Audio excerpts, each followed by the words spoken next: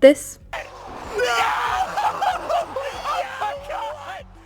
is esports, a multi-billion-dollar industry that has been on the rise since the 1980s. With the amount of people who play video games being over 3 billion to date, it's easy to get swept up in the thrill of it all. But, under the surface, in a place where the common viewer doesn't see, lies a problem that has been around since before modern video games. What are you talking about, you fat? You're a woman, don't talk.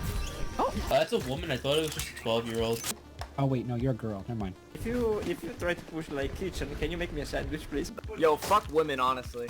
Women and other marginalized peoples have been ridiculed in the online scene within team chats and most other online mediums of communication like social media. According to the market research company Reach3 Insights, 77% of female gamers experience gender-specific discrimination when gaming, including name-calling, receiving inappropriate sexual messages, gatekeeping, and dismissiveness, to name a few. But why is this? Despite them now being a huge competitive sport, aren't video games supposed to be something people should enjoy together?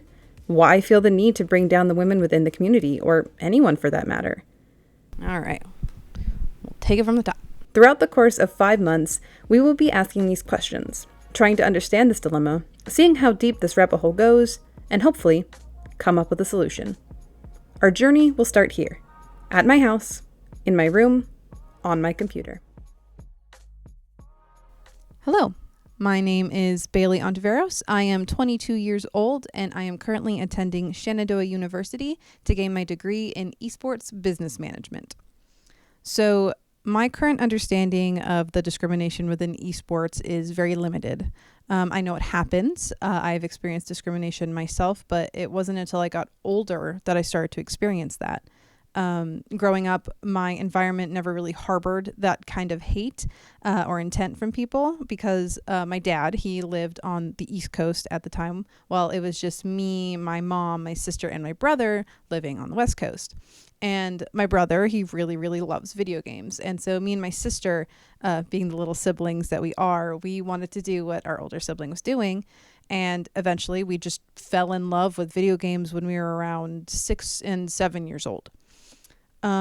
So I really got a lot of support when we showed interest in that topic. My mom never really paid attention to the male-centered marketing schemes for video games, and my dad's been a nerd since the 80s, playing video games at the arcade. So, you know, again, we got that kind of support when we showed we liked to play video games. And I know that that's something that not a lot of marginalized genders get even today when we've already, made progress to kind of make things better.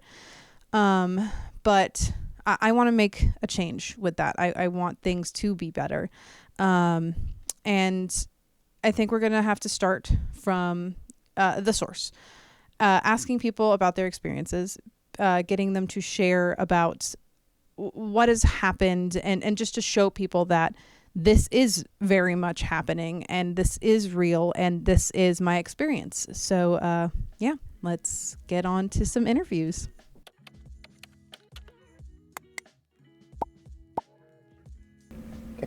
Our name is Sarah Eleanor. We are 26. I'm Renatalis. I mostly go by Rana, and I am 39. What is your affiliation with esports? So we've been involved in the amateur esports scene. Like, it's still a competitive scene, but it's any skill bracket that's below professional. I've been playing, sometimes coaching for various organizations for quite a while. I used to be director of HR for one of them as well. I run the Ohio DDR rhythm gaming esports community. We are about 1,000 members in our Discord. I've run tournaments around the world and around the US, mostly focusing on DDR, Dance Dance Revolution, but a lot of the other rhythm games that are kind of associated with Konami and a few other companies as well. How long have you been a part of the esports community? In this amateur scene, for about 7 years now. It's hard to say that because I have always been involved in some level of competitive gaming. Like, I used to play a whole lot of Quake 3 Arena, and while I was pretty good, I certainly was not pro esports level good. And while I've been involved at the DDR community in Ohio since around 2002, there wasn't really a push to act like we're trying to be esports until I'd say probably the last 6 or so years. What are your thoughts on the discrimination against women and marginalized genders in esports? I can only speak from the amateur scene. I think there's a lot of evidence in past and obviously still present concerning professional scene. We've had examples such as Romelia from Renegades a while back. But for my experience, when amateur organizations were starting to pop up, there were very few that touted inclusion for women, for marginalized genders. They were just starting out, so of course there weren't many that really kept that stuff in mind, at least until around 2020, late 2019, early 20. That's not to say it stopped entirely. It happened still, but it definitely decreased at a certain point because organizations that slipped through the early cracks, but the organizations that kept going, they started to crack down heavily and make sure these things weren't happening. Some were being gatekept from participating, some were outright harassed, like slurs, sexual harassment, non-identical identity, and so on and so forth. So, have you ever been discriminated against, and if you're comfortable answering, how and when? When I first came out as trans, yes. I don't ever feel like I've been directly discriminated against. To be fair, I only really came out about 2 years ago, and I'm well enough known within the community that I feel like it wasn't a big thing for a lot of people. There's been actions that have taken place that have made me feel inadvertently discriminated against or seen negatively or treated badly. And I've tried to have the conversations with offenders, and sometimes they get it and sometimes they don't. And if this has all already happened to me just within 2 years of coming out, even me, somebody who has been pretty connected with supporting women and marginalized genders within the community, it is a little eye-opening even for me to be if I've already experienced this much problem within 2 years, how bad has it been for everyone else? So, now that we have some more information on what the problem looks like from personal perspectives, our next course of action should be to try and find its root. But how do we do that? Well, let's start with a little history lesson. The most relevant term we can see being portrayed by most of the individuals causing these problems is misogyny. Misogyny is the hatred of, contempt for, or ingrained prejudice against women, or, for today's terms, female-presenting people. It is a form of sexism that is used to keep women at a lower social status than men, thus maintaining the societal roles of patriarchy. Misogyny has been widely practiced for thousands of years. It is reflected in art, literature, human societal structure, historical events, mythology, philosophy, and religion worldwide. And it is believed to have begun with agriculture. The onset of agriculture is where men dominated land ownership due to patriarchal societal structures being promoted by major religions. It was also believed at the time that men were the only ones who could ensure their bloodline was the one that the land would be passed down to for generations, something we know to be false today. That can be seen as the kickoff of people seeing women as inferior, as they began using misogyny to keep women at that lower status. The reason these ideals are still around is because that's how our society started, and it wasn't challenged by the masses till the 1970s. So, as we can see, it is extremely deep-rooted. But don't just take my word for it. Meet Danielle Langlois. She has been a researcher in esports since 2017 with a master's in psychology. Over the span of 2 days, I got her insights on the issues marginalized genders face within the industry, as well as where it all stems from and how that affects our society as a whole. So hello, my name is Danielle Langlois, and I am a researcher within the esports space, and I have a bachelor's and master's degree in psychology. So I'm an MA of psychology, and I'm currently working on a PhD in computer science in a field that is related to esports. What is misogyny and where did it come from? That's, I think, a really complicated question to try to answer, especially the where does it come from part. I would say that there's probably a really distant cultural underpinning. It comes from years and years and years ago. And, I don't know enough to be able to pinpoint exactly where it came from. You could probably say, at least in the West, it probably came from some elements of the God of Abraham, that whole like cult of religious belief, which would include, kind of the big three modern religions in the West, which would be Judaism, Christianity, and Islam. And in terms of what misogyny is, it is essentially, my understanding of it is that you're looking at a belief system or a situation where somebody believes that females are inherently inferior in some way to males. Right? That's kind of your most basic level understanding of it. Now, how that shows up in day-to-day life, I think really depends on a person's culture and their upbringing and what country they're in, etc. So I guess that's probably the closest we're going to get. Oh, actually, I guess with misogyny, we could go in a little bit more of a specific definition. So within the field of psychology, there are two kind of subtypes of sexism. I don't know if you're familiar with this, but there's the idea of benevolent sexism and then hostile sexism. And hostile sexism is exactly what you think of, like when you hear sexism or misogyny. It's the super violent, women exist in the kitchen and, you're not allowed to leave those spaces. It's very hateful and very loud. Whereas benevolent sexism has a tendency to be something that people don't see as sexism as frequently, or they'll engage in it without really meaning to. Like, I find myself falling into this trap sometimes. I think a lot of us do.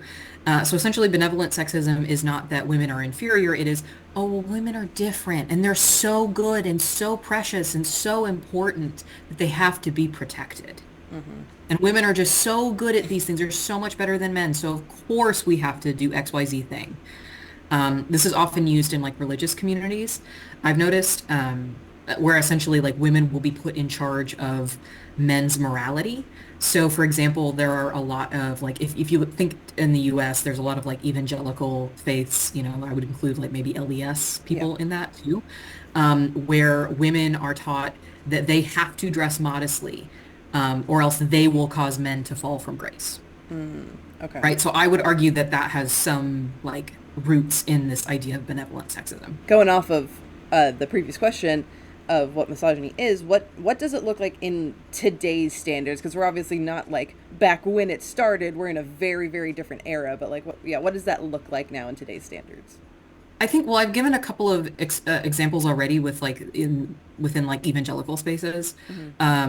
Which, I mean, I would potentially argue that they're a little bit behind in terms of the rest of us. But I think in modern spaces, it can turn into like men doing less housework overall because that's women's work, right?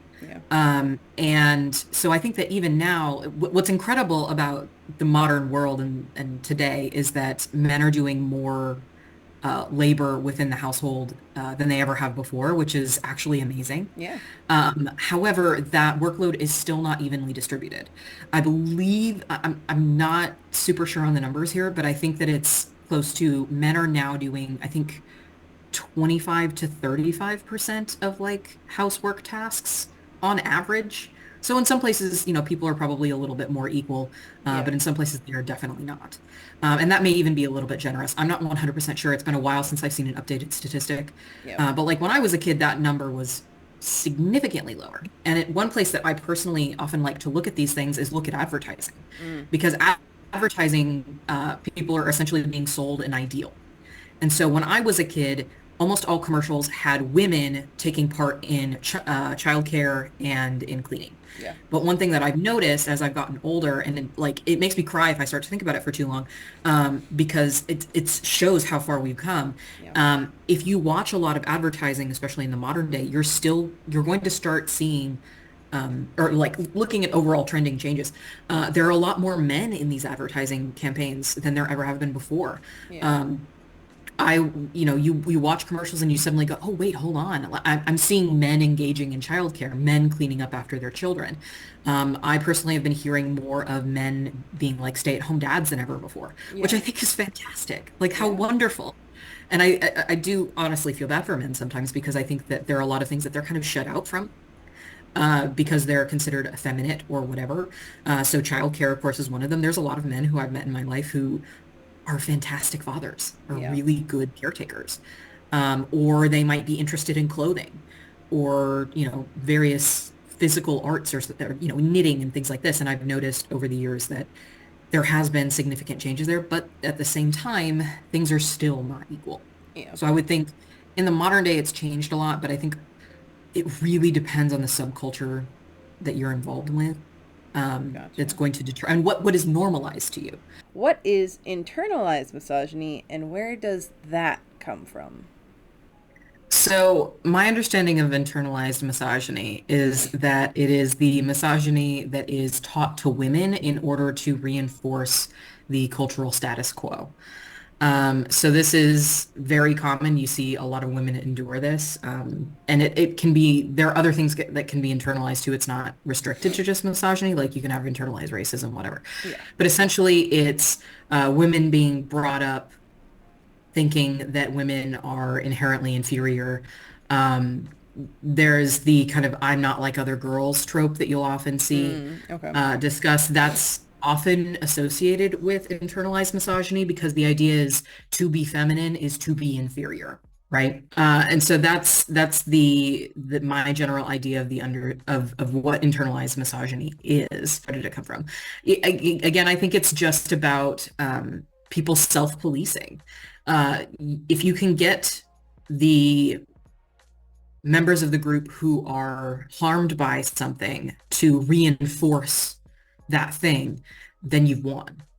It's you're more likely to be able to continue that cycle if people are brought up feeling themselves to be inferior for their whole lives, kind of ultimately hating what they are. How do you think that these issues and these scenarios pertain to esports, and what are the effects that they have or don't have on the industry as a whole? It's kind of a microcosm of the whole wider system. Yeah. So for example, in the context of esports, there's very few women that exist in that world, and that's largely intentional. It's by design because women were pushed out of video games for so long. Even though, we've played video games for a very long time. We've always been a significant percentage of the purchasing of the video games overall. Yes. And I think that more women are actually taking part in esports than people realize. It may not be a huge number, it may not be 50-60%, but it's still a pretty large number, and women are just as competent at these games and things like that as men are. For the most part, there are maybe some spatial things that men tend to outperform women on, but I'm not 100% sure on the modern numbers for that. Yeah. Because that was a long held belief from like the 90s, and I don't know. There's probably been some updated research on that, and I'm not 100% sure. Yeah. But I would say it mostly factors in that women are just not really present in the esports arena as much. There have been some attempts, and I think that we'll have to continue to see more work on this subject. And as maybe even the traditional sporting world sees more interesting things happen with the women's sports. So for example, there's that quite famous young collegiate basketball player who's a woman. I'm afraid I'm not really I know what you're talking about person. But she has become quite famous. Yeah. Just for playing basketball, and the women's leagues have gotten relatively little attention. And it would be really nice if there was greater equality. We also saw that with soccer and other sports like this. Like there's slow incursions on people viewing more women's sports. Like when I was a child, I don't think anybody in my family or my household watched any women's sports. Yeah. And then my sister got involved in sports. My brothers were also somewhat involved in sports as well. But I noticed that there was kind of this interesting change that happened where my father started watching more women's sports, just seemingly out of nowhere. And it was mostly his alma mater, like he wants to watch them play basketball or them play volleyball or whatever, especially if they're good. If they're really good, he likes to watch them, of course, because it's his alma mater. But like stuff like that, you know, that brings viewership. Yeah. And then if people get emotionally attached to the teams, then they keep watching. And I think that can probably happen within esports too. What are some ways we can address and change these ideals to just the common person? Like what is the best way, do you think, that we can address this and kind of get more people talking about it who aren't necessarily within this scene? Well, I think it's hard, and it's a difficult thing to kind of make people care about, especially if you're a person who isn't really impacted by it, or you don't perceive how you're impacted by it. I think that you have a couple of different ways that you can approach this. So first of all, making women care about it, you know, getting people interested in athletes that maybe look like them, whether that's women, people of color, whatever, LGBT people. I think really getting them interested in this scene and saying like, hey, there's space for you here too. I think that would be a really great way to do it. Additionally, one of the things that is often kind of that I find kind of frustrating about the world of like feminism is that we're constantly in this push and pull of we have to argue to men, hey, you should care about this because it impacts you too. But also at the same time, that's a really frustrating thing to have to be able to do constantly, because it would be really nice if we could just say to men, hey, this is impacting human beings, so please care about it. Like, why does it have to be about you all the time?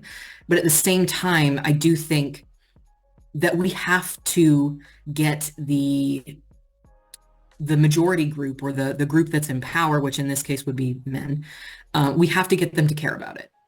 If we don't get them to care about it, not a whole lot's going to happen. So I think really encouraging men to think about this in a more empathetic way. Again, I think too that a lot of men are not really raised to be empathetic, whereas women are forced to be empathetic to a degree that I think sometimes is maybe extreme.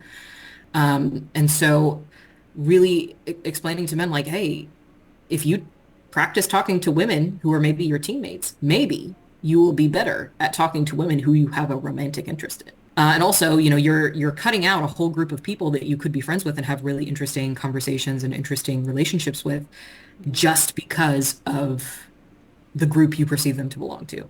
And that's, you know, not great. So I think you kind of have to approach it from multiple directions.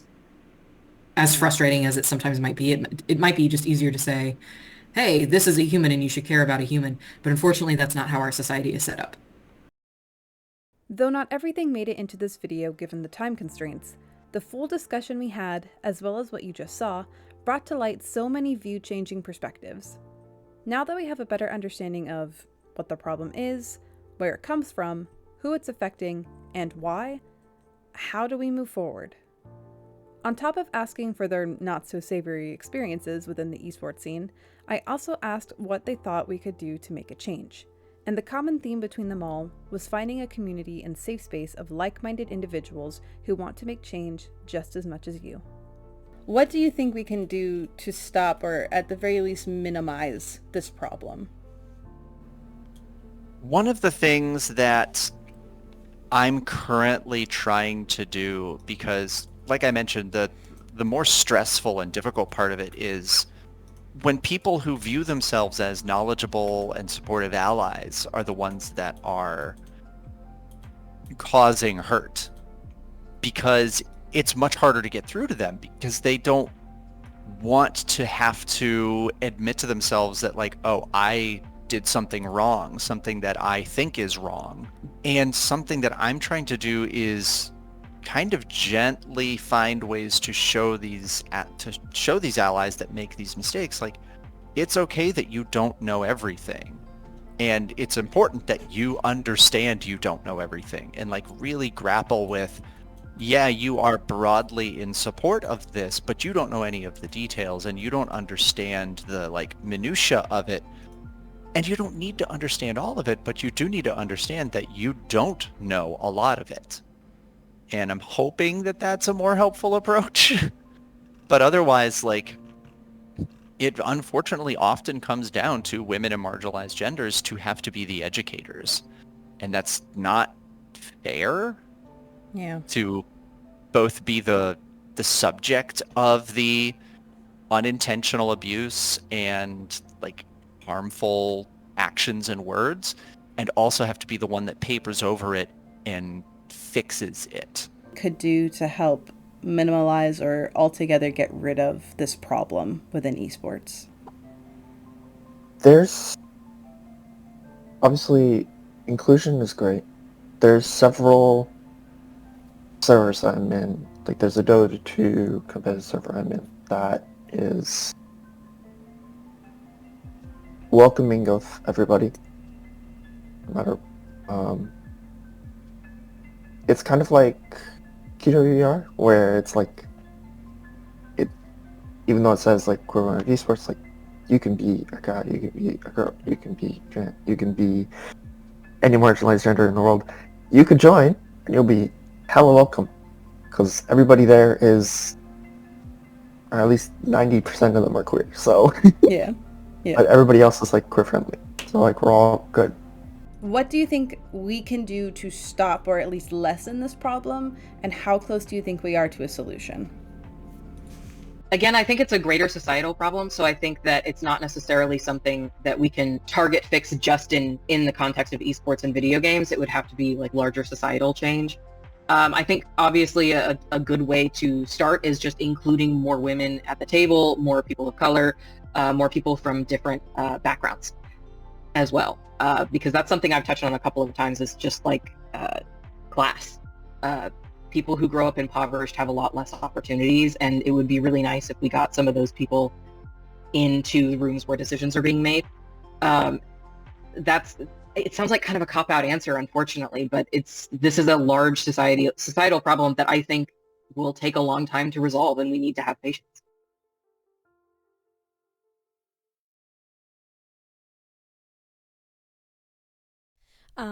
Hi, my name is Molly Dens. My name is Abigail Henge. My name is Rachel. My name is Shay Derringer. I am currently 21 years old, and I am the founder and I guess like president of the Women and Marginalized Genders Club at Shenandoah. This group of amazing women are a part of a club I'm in at SU called Women and Marginalized Genders in Esports, a place where everyone is welcome to learn about the issues that we face and what you can do to change for the better. We've already had an open conference where we changed a lot of people's perspectives on the issue of discrimination, and with each new school year, we strive to keep pushing for change in the esports scene to make it a more inclusive space for all the young gamers who want to seek this career. And we aren't the only ones. If there is nothing local, there are plenty of online groups, like the Queer Women of Esports, who strive for the same goals by creating opportunities for those who would otherwise face discrimination in this field. Everything I've learned over the course of these 5 months has shifted me as a person. I see the world and this industry in a new light, and while grim in a lot of places, there is still hope, as cheesy as that is to say. This will always be an uphill battle, and has been an uphill battle for a long time. But as long as we have each other, and we lift each other up to new heights, then I think that we can see some pretty positive change. We just need to treat each other as people. As human beings, we're on this planet together, and we have to look out for each other. And once we can see past the superficial veil that separates us, then I think we can move forward to a better future. Thank you.